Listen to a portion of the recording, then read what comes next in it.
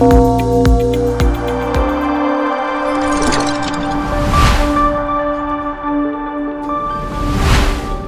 Business today रे आजिर मुख्य खबर। राज्यर 8 प्रकल्प हेब 1.5 लाख कोटी निवेश। रथयात्रा रे 5000 कोटी कारबार आशा। मागणा आधार अपडेट समय वर्षे बढ़िला। कृषि को मुख्य आधार करने को मुख्यमंत्री आह्वान। ओडिशा यात्री आप रे घरोई एम्बुलेंस बुकिंग करिहेब। सरकार वर्ष पूर्ति उपलक्षे द्रुत शिल्पायन पर बड़ निष्पत्ति नहीं मुख्यमंत्री मोहन चरण माझी। उच्च क्षमता संपन्न अनुमोदन कर्तृपक्ष बा HLCA बैठक में 1,51,000 कोटीर 8 प्रकल्प को मंजूरी मिली। एही तालिका रे वेदांतर 1.28 लाख कोटी आल्युमिनियम प्रकल्प रही। एही शिल्प गुड़िकरे 60,000 रु अधिक नियुक्ति सुजोग सृष्टि हेब।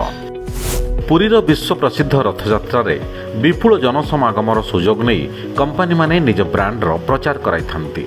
चलित वर्ष रथयात्रा रे 5000 कोटीर कारबार हेबो बोली बजार विशेषज्ञ माने आकलन करिसेंती। रथयात्रार ब्रांड वैल्यू 200 कोटी टपिबो बोली आशा करा जाउछि।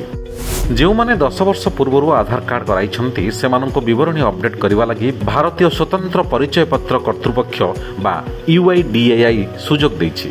मागणारे आधार अपडेट करिवार समय सीमा को आउ 1 वर्ष वृद्धि करा जाइछि। UIDAI कर्तृपक्ष पूर्वरु 4 थर समय सीमा बढ़ाइथिले। राज्य में चाषी मानू मे मास सुधा 78,681 कृषि जंत्रपाति जोगाण कराई से बाबद को डीबीटी माध्यम 459.68 कोटी रिहाती प्रदान कराई।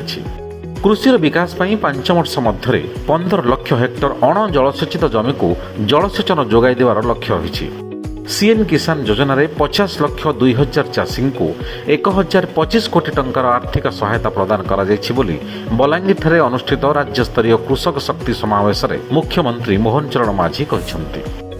यात्री सेवारे आउ पदे आगेला राज्य परिवहन विभाग। घरोई एम्बुलेंस गुड़िक ओडिशा यात्री आप सह जोड़ी हेबा सह यात्री माने ऑनलाइन रे एम्बुलेंस बुक करि परिबे। परिवहन विभाग यार संरक्षण दायित्व नहीं और क्रूड सहायता रे यहाकू परिचालना करा जाय बोली परिवहन मंत्री विभूति भूषण जेना सूचना। It's all of your business. Business breaking.